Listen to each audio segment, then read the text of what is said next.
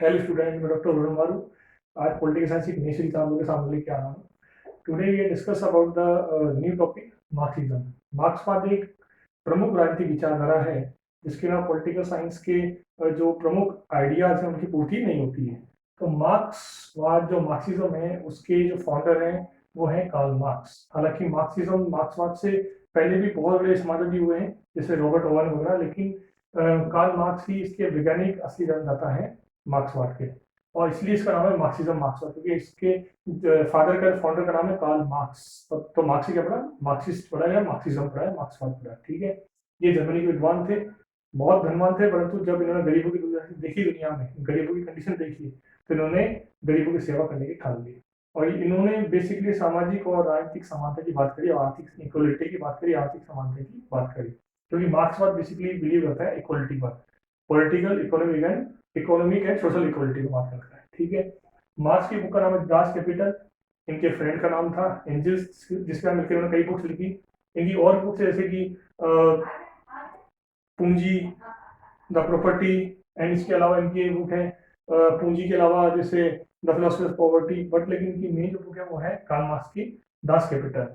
Das Kapital जो है उसका मतलब होता है गरीबों का या गुलामों का साम्राज्य, ठीक है। तो ये बेसिकली राज्य के लोकतंत्र के विरोधी थे।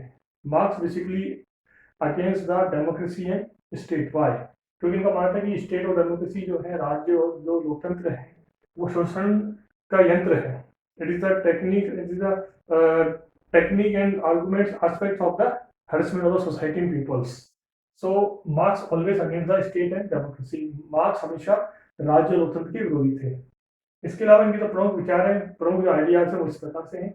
नंबर एक इनका आइडिया है वर्ग संघर्ष, क्लास स्ट्रगल। इनका मानना था कि प्राचीन काल से दो क्लास रही दुनिया में, दो सामाजिक स्तर रहे, एक तो अपर क्लास, एक लोअर क्लास, अमीर गरीब। तो अमीर गरीब का शुरू से ही संघर्ष रहा है, तो इसको बोलते हैं वर्ग संघर्ष, क्लास स्ट्रगल।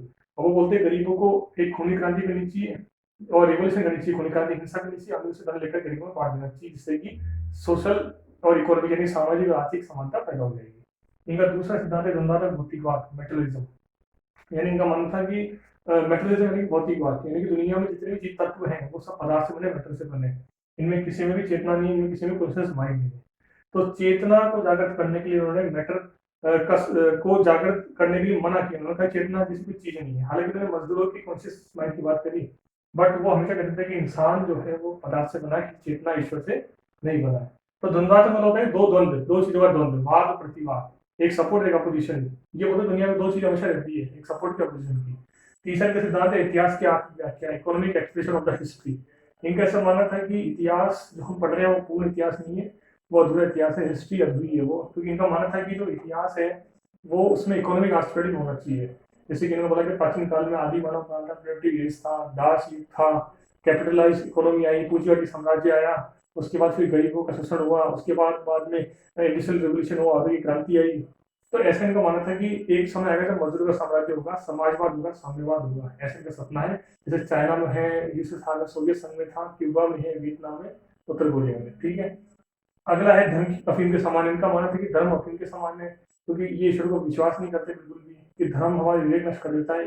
रिलीजन गॉड जो है वो हमारे कॉन्शियस माइंड को खराब कर देता है, कि क्या सही क्या गलत है हम साइंटिफिक नहीं सोच सकते, इसलिए धर्म अफीम के समान, धर्म का नशा करके हम सो जाते हैं, फिर हमें कुछ समझ आता है कि अच्छा है क्या बुरा क्या है।